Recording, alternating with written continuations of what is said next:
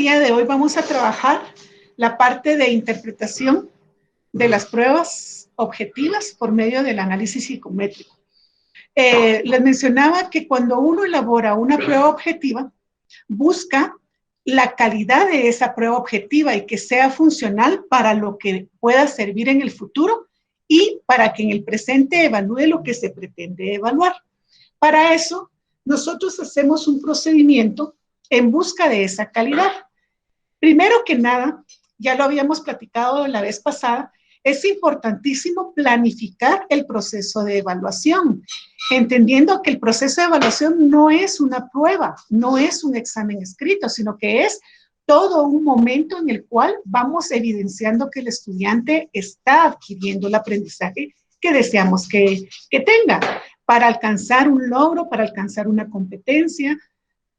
Son experiencias que se les van dando para que logremos esa capacitación en el estudiante.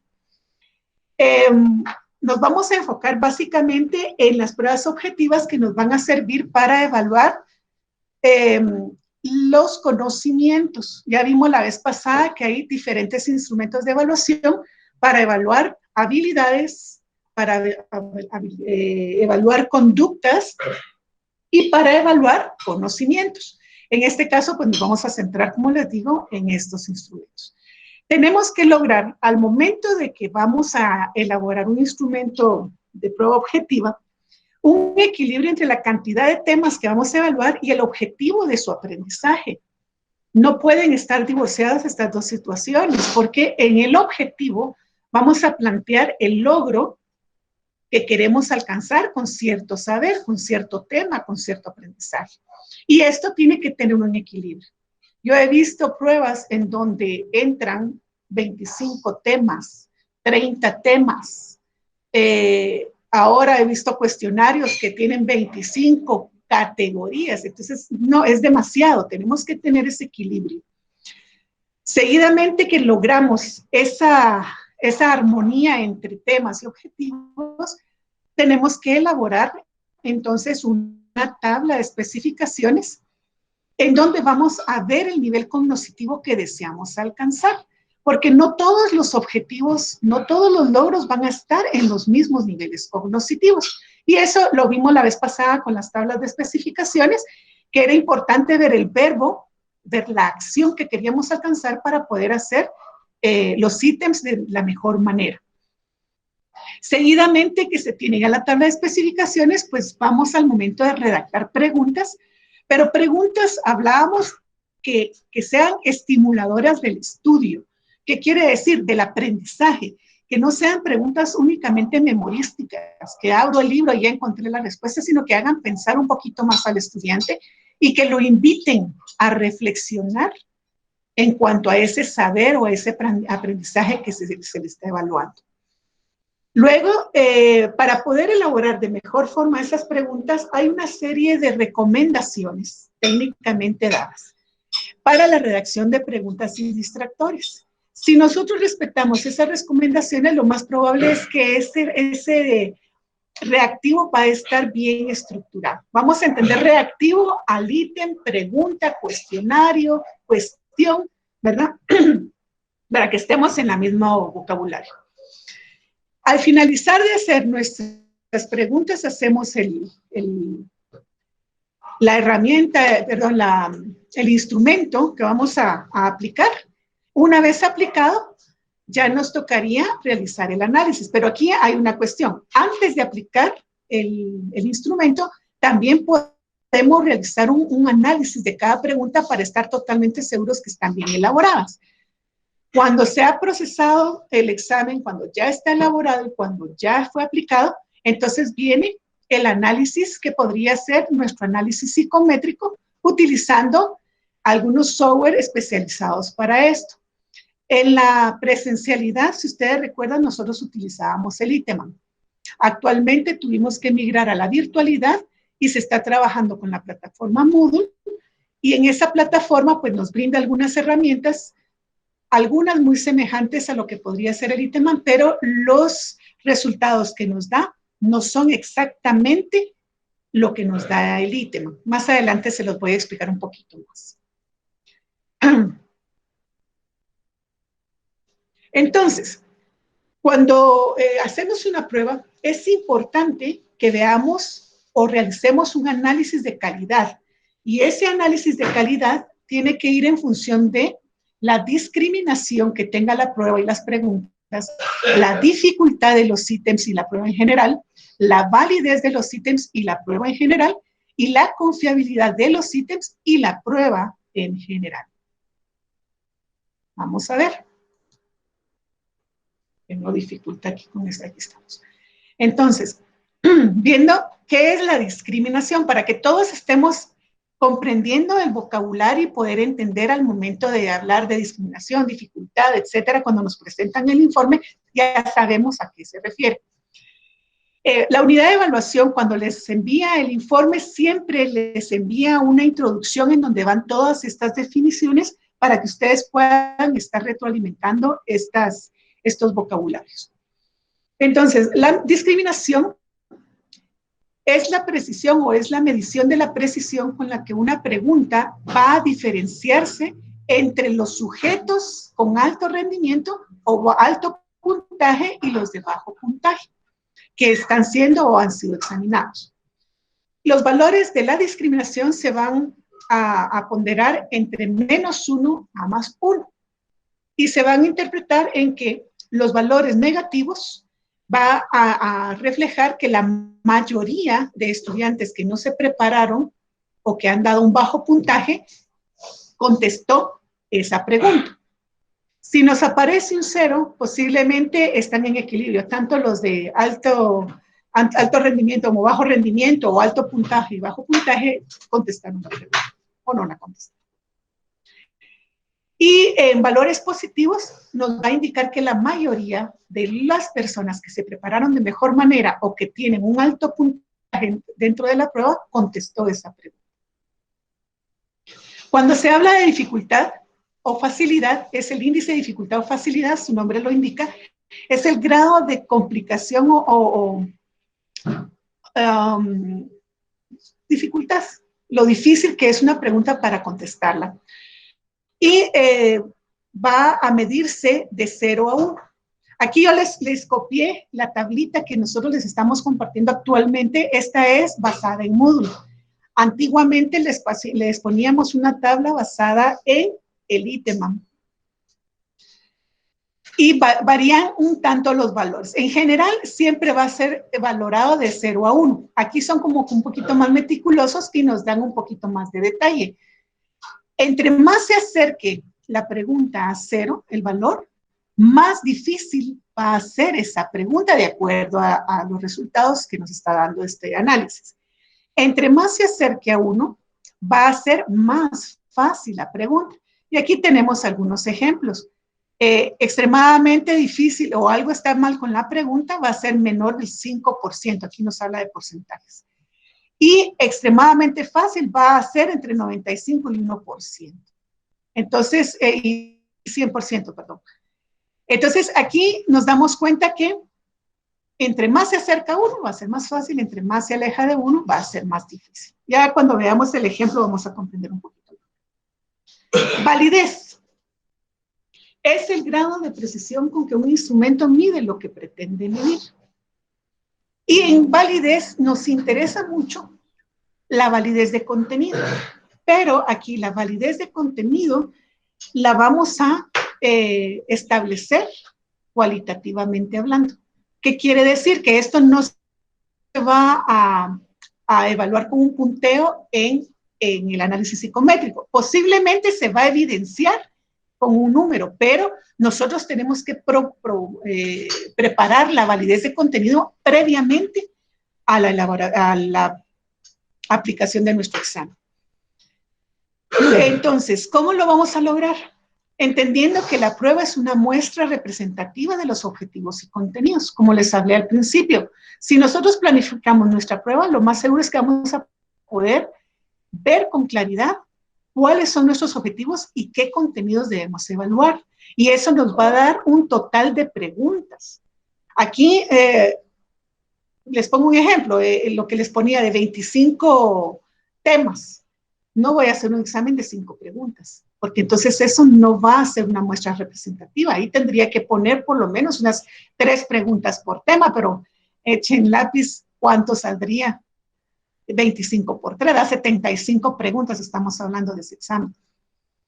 En fin, esto nos va entonces a dar la pauta de más o menos cuántas preguntas tendría que tener un examen para que sea una muestra representativa. El número representativo y proporcional a la importancia de contenidos. Y esto lo va a dar el porcentaje que nosotros le demos de peso en la tabla de especificaciones, y también va a estar dado en cuanto a si ese contenido que el estudiante se le ha presentado lo tiene que saber porque es parte de mi competencia a lograr. Y es algo que el estudiante de 4º año de medicina debe saber al terminar su rotación.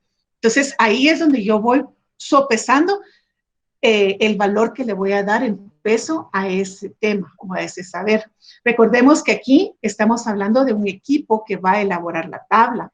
Por lo menos 2 o 3 personas deberían de elaborar la tabla para poder llegar a un acuerdo de cuál sería el peso oportuno, y no al azar, sino que aquí se debe deliberar exactamente qué es lo que queremos alcanzar y cuál es la importancia de ese saber. Luego, preguntas de los aspectos más importantes de los saberes a evaluar. Aquí entran a jugar los objetivos y los contenidos. ¿Qué quiero que haga el estudiante? ¿Qué quiero que evidencie el estudiante en su aprendizaje versus el contenido o el saber que tiene que dominar? Y eso entonces nos va a dar la forma en que vamos a realizar preguntas y de qué vamos a preguntar. Someter la prueba a opinión de expertos. Aquí suena como muy rimbombante la expresión de expertos, pero aquí el experto es el docente, es el grupo docente de la unidad didáctica. Entonces, es importante que antes de aplicar la prueba se haga una revisión de los reactivos para estar seguros que son los más adecuados para esa prueba.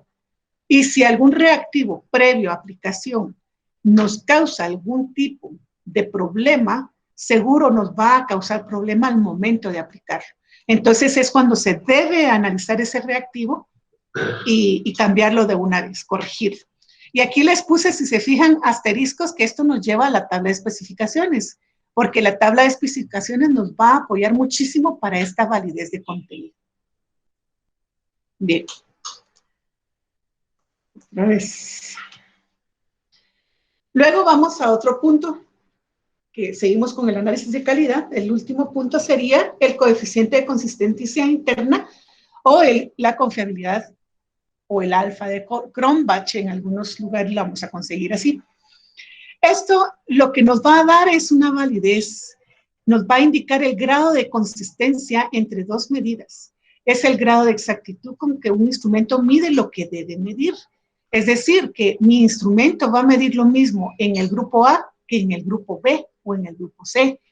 Y va a medir lo mismo el día hoy que el día dentro de 2 meses o en 3 meses, qué sé yo. Es el grado de consistencia en que ese instrumento va a medir lo que tiene que medir. Las mediciones deben ser objetivas, y aquí entre paréntesis les pongo calificar con clave. ¿Qué quiere decir? Que todos los instrumentos van a ser calificados con la misma versión de clave, ¿sí? Mire, doctora, me dice por ahí alguien, es que en Moodle son casi que una versión por estudiante. Precisamente Moodle hace una clave por estudiante, pero es una clave que usted como docente ya guardó y ya programó en la plataforma y está indicándole a la plataforma que esa es la respuesta correcta. En el temario A o en el temario Z, esa es la respuesta que tiene que darse. No al capricho, porque este me cae bien, le voy a poner A, y este me cae mal, le voy a poner B. No, tiene que ser una medición objetiva. El número de ítems representativo, ya lo hablamos anteriormente, ¿verdad? Del objetivo a evaluar, y depende del peso de ese objetivo que se va a evaluar. La dificultad de los ítems también. Por ahí ustedes van a encontrar que aparece que está muy débil o muy baja la facilidad, o muy fácil o muy difícil. Entonces, aquí tenemos que mantener una dificultad en un nivel medio, ni muy difíciles ni muy fáciles, podemos tender a un poquito más difícil o un poquito más fácil, pero no tirarnos a los extremos de muy difícil o muy fácil. Y las pruebas de rendimiento, cuando buscamos un coeficiente de confiabilidad, nos podría servir en un valor mayor o igual a 0.65. Ya en la conferencia que escuchamos de la doctora Hani, hablaba que para pruebas de admisión es arriba del 85% o más allá. Aquí estamos hablando de pruebas de rendimiento y el valor que buscamos es igual o mayor a 0.65, que convertido en porcentaje sería igual o mayor a 65%. Bien, entonces, ¿qué es lo que nos dan los análisis psicométricos? Estos nos van a señalar el comportamiento de toda la prueba, de cada pregunta en particular, de cada pregunta en relación al total de preguntas. Nos van a permitir los resultados de estas pruebas, mejorar las pruebas y la calidad de las preguntas, entendiendo que tenemos una parte cualitativa y una parte cuantitativa para poder hacer esa mejora en las preguntas. También nos va a permitir rescatar esas preguntas que tengan alta discriminación, alta validez y que sean en una situación de facilidad, en un índice de facilidad moderado o mediana facilidad o intermedia facilidad, ¿sí? Para que las rescatemos y esto podamos guardarlo en nuestro banco de preguntas. Facilita la autoevaluación del profesor. ¿Por qué? Porque al momento de darnos cuenta, no, estas preguntas están demasiado fáciles o demasiado difíciles o no discriminaron nada, el mismo profesor podría hacer su autoevaluación y para la próxima prueba poderse esforzar un poquito más en hacer mejores reactivos. Incluso esforzarse un poquito más en ver en dónde fallaron los estudiantes y retroalimentar ese saber que no ha quedado claro en los estudiantes o no ha sido aprendido dentro de nuestros estudiantes. Y también ayuda en la retroalimentación de los alumnos porque definitivamente al detectar que un saber no ha sido adquirido adecuadamente, se puede reforzar en los estudiantes haciendo nuevas actividades o explicándoles de diversa forma ese tema para que pueda reforzarse y que realmente adquieran ese conocimiento. Entonces, definitivamente los análisis psicométricos sí nos van a ser de mucha utilidad si lo sabemos manejar, si lo sabemos interpretar y si lo sabemos aprovechar. Tenemos que recordar algo muy importante. Una confiabilidad alta no es sinónimo de calidad. Pero mire, si es confiable la prueba, sí, es confiable porque está evaluando lo que tiene que evaluar, pero posiblemente las preguntas son todas de recuerdo. La confiabilidad no es suficiente para la validez. Aquí lo mismo, vamos a evaluar lo que queremos evaluar, pero sus preguntas posiblemente no están en el nivel cognitivo que usted quiere evaluar. O posiblemente la cantidad de preguntas no es la adecuada para el grupo o para la cantidad de saberes que usted quiere evaluar. Los resultados de una prueba tienen que ser confiables para ser válidos, pero ser confiables no garantiza su validez. Ya lo hablamos, ¿verdad? Porque tenemos que reforzar la validez de contenido y eso se hace cualitativamente. Entonces, es solo para que reflexionemos un poquito. Bien. Aquí vamos a ver un poquito los términos que les expliqué hace un momento. De forma práctica, los vamos a aplicar a lo que sería un informe. Yo, por razones de resguardo y de confidencialidad, le quité el nombre al examen, porque aquí vamos a hablar de forma general, como les expliqué al principio, y a cada quien, cuando tenga en sus manos su propio informe, va a detectar lo que aquí les vamos a señalar.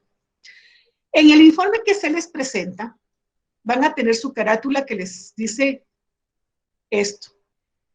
El tipo de examen, en este caso era primer parcial D o segundo parcial D. ¿De qué forma es el examen? Preguntas de selección múltiple, respuesta única. el nombre de la asignatura, o sea, la unidad didáctica, qué asignatura, sea cirugía o medicina, la fecha en que fue realizado el examen. En algunos momentos se pone la hora, pero en este caso no era de importancia. La duración de la prueba, esto sí nos importa. Porque si les puse, qué sé yo, 100 ítems y les di una hora, posiblemente no fue suficiente. Si les puse 5 ítems y les di una hora, posiblemente es demasiado tiempo. Entonces, esto es importante porque nos puede servir para algún análisis. El total de ítems de la prueba, esto sí es importante. Tenía 5 temas y les hice 50 preguntas, como que fue mucho. Tenía 25 temas y les hice 5 preguntas, fue muy, muy poco. Entonces, esto también nos puede dar algún parámetro de calidad en nuestra prueba. El valor de la prueba, porque esto nos va a apoyar para hacer el factor al final de cuánto vale cada pregunta. Y el total de examinados igual, ¿verdad? Porque también esto nos puede dar parte de los resultados que nos den en las tablas siguientes que vamos a encontrar.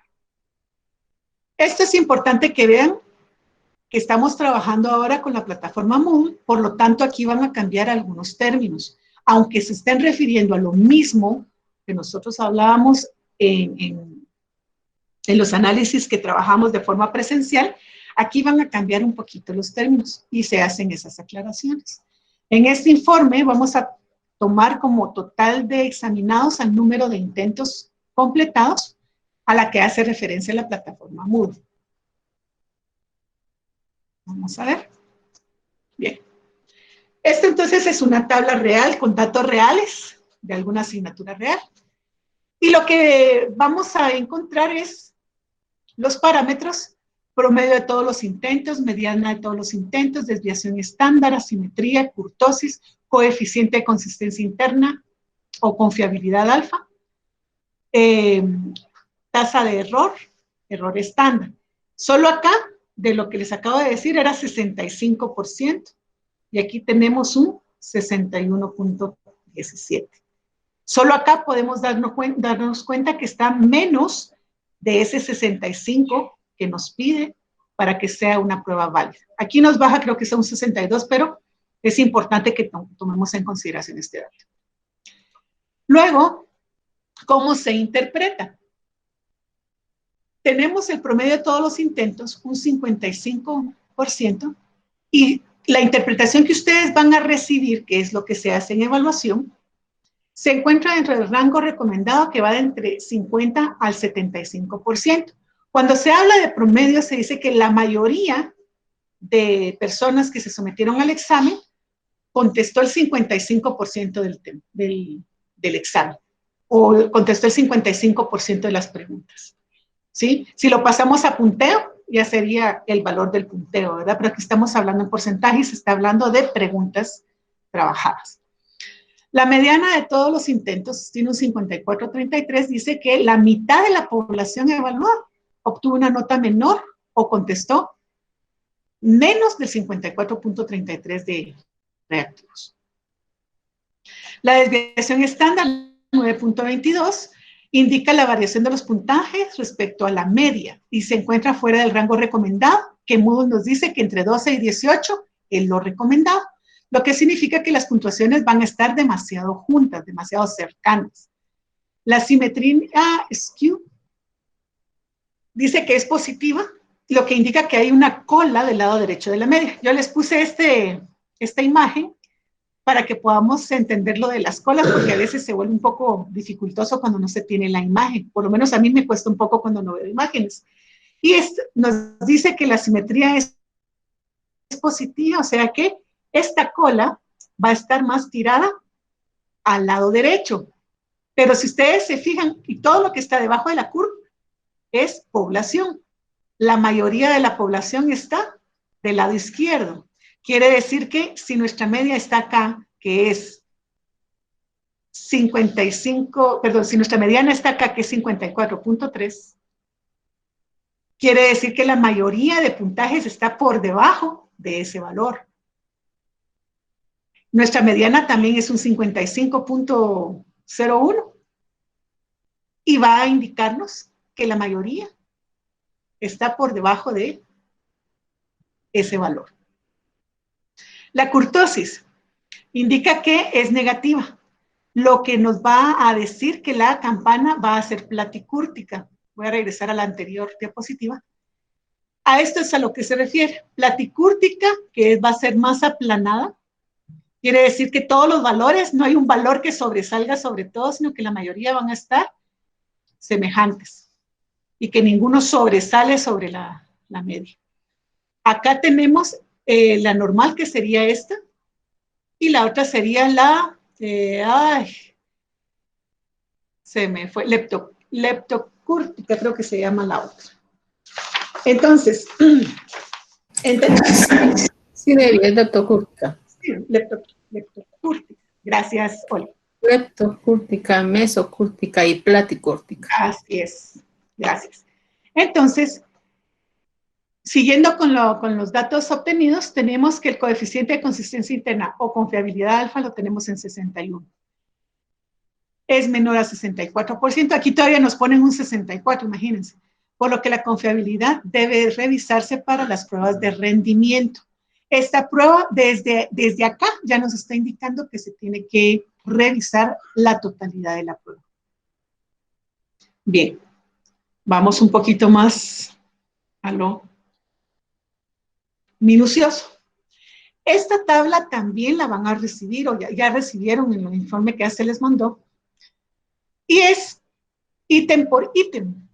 Aquí tienen ustedes el número de ítem, el índice de facilidad, la interpretación de ese índice de facilidad, el índice de discriminación y la interpretación del índice de discriminación. Como lo que les planteé anteriormente, entre más se acerca a uno, va a ser más fácil, y entre más se aleja de uno, va a ser más difícil. Veamos cómo se va a interpretar. Acá dice, índice de discriminación, muy débil. Su índice de facilidad, muy fácil. Cuando decimos muy débil, recordemos, quiere decir que los estudiantes que no se prepararon adecuadamente también están contestando la pregunta. ¿Sí? Y acá el asunto es que cuando es demasiado fácil o bastante fácil y una discriminación muy débil, quiere decir que todos, tanto estudiantes que no se prepararon como los que se prepararon, contestaron la pregunta. Aquí fácil está débil, habría que ver los datos, ¿verdad? Habría que revisar la pregunta, ¿verdad? Y lo mismo, nos está indicando que los estudiantes que no se prepararon de la mejor forma también están contestando la pregunta. Entonces no nos está indicando nada. Fácil, adecuado. Una discriminación adecuada. ¿Qué quiere decir esto? Que está fácil, sí, pero para los estudiantes que se prepararon, porque es adecuado la discriminación, entonces nos está diciendo que los estudiantes que se prepararon la pudieron contestar, pero sigue siendo fácil. Entonces acá lo que quedaría, si fuera mi examen, yo iría a revisar la pregunta para ver por qué está fácil. Y aquí vamos a entender que es posible que esté fácil porque es un contenido que todo el mundo tiene que saber, porque fijo es algo que el estudiante de cuarto de medicina sí debe saber. Entonces todo el mundo tuvo que haberlo estudiado.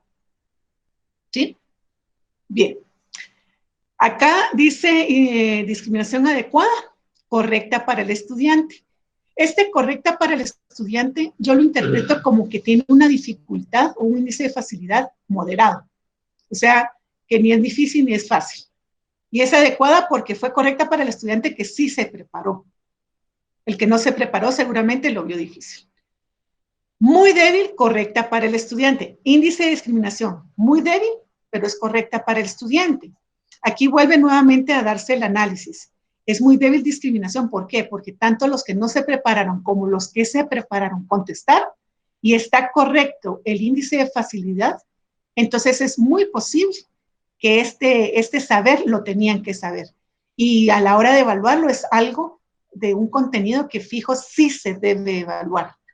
Entonces esa pregunta, aun cuando está muy débil, tendríamos que ir a evaluar el constructo de la pregunta para evaluar el contenido si está bien planteado y a lo mejor subirle un poquito a la dificultad para que a lo mejor suba un poquito más su discriminación. Bueno, estoy suponiendo, ¿verdad? Porque esto, como les digo, tendría que tener todos los elementos en abanico para poder tomar decisiones. Aquí dice discriminación adecuada, difícil. ¿Qué nos implica? Es adecuada porque los que sí se prepararon la contestaron, pero para ellos también fue difícil. Les costó, pero solo ellos lograron contestar. Débil, difícil, aquí empezamos alegre, miren. Débil, difícil, muy débil, moderadamente difícil. ¿Esto qué nos explica? Débil, difícil, porque ni los que se prepararon pudieron contestar la pregunta. Entonces, ahí vemos una situación, híjole, está demasiado difícil que ni los que se prepararon pudieron contestar, entonces hay que ir a ver el planteamiento de la pregunta. O ver también si el contenido que se evaluó era el pertinente o si era el del módulo, porque a veces pasa. Nadie la contestó porque no era un contenido que pertenecía al módulo, ¿verdad? Y aquí, bastante fácil, adecuada, nuevamente la reflexión que hicimos anteriormente, ¿verdad? Bastante fácil para el que se preparó y está adecuada la discriminación porque solo los que se prepararon pudieron contestarla, pero estaba muy fácil o bastante fácil. Acá, a mi criterio, yo la iba a modificar un poquito para subirle un poquito el nivel de dificultad. Que no quede bastante fácil, sino que llegue a correcta para el estudiante, por lo menos. Y así sucesivamente. De este examen solo tomé una muestra de 10 para hacer los ejemplos y de esa manera ustedes podrían hacer su análisis e ir rescatando las preguntas. En este caso yo rescataba esta. Acá, esta la revisaba y la volvía a utilizar para ver cómo se comporta y ver si se vuelve a rescatar y si no la descartaba totalmente y así sucesivamente.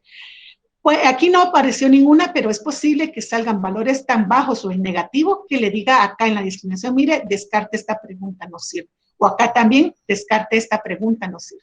Porque salen valores negativos, entonces esas son las preguntas que de plano ya no vale ni la pena revisar la pregunta. Bien. Aquí para enfatizar un poquito las ideas anteriores. La baja de discriminación, ¿cómo la vamos a interpretar? Si son preguntas fáciles o muy fáciles, quiere decir que todo el mundo las responde. Entonces esas preguntas o las descarto o las modifico a manera que tengan mejor discriminación. Baja discriminación en donde son adecuadas para el estudiante, quiere decir que o es un tema importante o todo el mundo la sabe porque las han estudiado, porque es un tema que tienen que saber. Difíciles o muy difíciles, con baja discriminación, nadie la responde. Quiere decir lo que expliqué anteriormente, ¿verdad? O está muy difícil, o no se entiende la pregunta, o definitivamente es un tema que no tenía que preguntarse en este examen, sino que era motivo del próximo examen. ¿Cómo saber si una pregunta es buena? Tenemos que hacer un juego de todo lo anterior que ya se les ha presentado. Primero, la validez de contenido. Redactar bien la pregunta, tomando en consideración todas las recomendaciones que se dan. A ustedes les compartí unos documentos para que tuvieran la lista, la receta, dicen por ahí, ¿no? Para que pudieran ver si sus preguntas están bien redactadas. Actualmente estoy viendo unas presentaciones en donde hay una especie de lista de cotejo muy interesantes para poder hacer ese análisis pregunta por pregunta para ver si está bien redactada. Pero esto se hace antes de aplicar la prueba. Esto también se hace antes de aplicar la prueba. Responde a saberes propuestos y objetivos. Está en el nivel cognitivo indicado en la tabla. Se comprueba el objetivo planteado. Esto es bien importante y miren, de veras, si logramos que consideremos los objetivos a lograr en relación a los temas a evaluar y hacemos preguntas pertinentes, creo que vamos a alcanzar muchísimo. Hay veces que ya no me da la neurona y me pongo a pensar cualquier pregunta y pregunto pie de página o pregunto de una tabla que a lo mejor ya ni siquiera está válida porque es de los años 70 esa tabla, ¿verdad? Entonces, comprueba el objetivo planteado. Realmente va a evaluar que el estudiante analice, señale, describa, ¿realmente está evaluando eso? ¿O solamente es una pregunta de relleno que al final yo sé que en su análisis va a salir descartada porque o nadie la supo o todo el mundo la supo? Invita a la reflexión y al aprendizaje consciente. ¿Será que mis preguntas invitan al estudiante a aplicar lo que ha aprendido? A que reflexione y no solamente sea como una computadora que solo escupe información. Entonces, si todos estos criterios los lográramos llenar, posiblemente esa pregunta va a ser buena. Y luego, por último, lo que inquieta mucho al doctor Morales y el doctor Valencia, que es una meta que se han propuesto, es rescatar preguntas para empezar a hacer su banco de preguntas. Entonces, si logramos hacer ese análisis, viendo esas preguntas, ubicándolas, podemos seleccionar preguntas con muy buena discriminación o adecuada discriminación. Asegurarnos que se esté evaluando lo que se desea evaluar con la pregunta que se está trabajando. Revisar el nivel de dificultad, si es muy fácil, promover que suba un nivel de dificultad un poquito más hacia correcto para los estudiantes. Y algo que es bien importante y casi nunca se da, es el hecho de que se pongan a verificar entre los docentes, juicio de expertos, que verifiquemos entre nosotros mismos si la redacción es correcta. Si yo como docente, como profesional, como experto del tema, no entiendo la pregunta, o tengo que ir a consultar el libro para dar la respuesta, posiblemente esa pregunta está muy difícil o no se entiende. Entonces tenemos que revisarla, reestructurarla y redactarla. El hecho que estemos con estudiantes de cuarto año de medicina no quiere decir que tengamos que usar preguntas astrales que ni nosotros mismos, palabras, perdón, astrales que ni nosotros mismos estemos entendiendo. Tenemos que usar, obviamente, la jerga del vocablo que se usa en la facultad, pero palabras que se entiendan, ¿sí? Lo mismo, cuando se escriben los... Ay, perdón, perrito. Cuando se escribe la base de la pregunta, la raíz, el tallo, en algunas bibliografías le dicen así, y vamos a usar abreviaturas o nomenclatura específica para un tema, tenemos que asegurarnos que los estudiantes sí hayan conocido esas nomenclaturas, porque si no, entonces no vamos a poder saber si el estudiante sabía lo que se le estaba preguntando, pero no entendió esa abreviatura, esas siglas o esa palabrita rara que yo le puse, porque es posible que yo la haya leído en la última versión del Journal de Medicina de no sé dónde, pero obviamente el estudiante apenas le da tiempo a veces de leer el contenido del documento que uno le ha dado o de participar en clase cuando está posturno. Entonces sí como que no es justo, no se vale, ahí es ponerle chanfle a la pregunta. Bien, son solo... ahí sí que soliloquios que me suelen dar. No sé si hay alguna pregunta, con esto finaliza la presentación. Ahí están las referencias y como queda grabado, yo le voy a compartir la presentación al doctor para que ustedes tengan también esta referencia.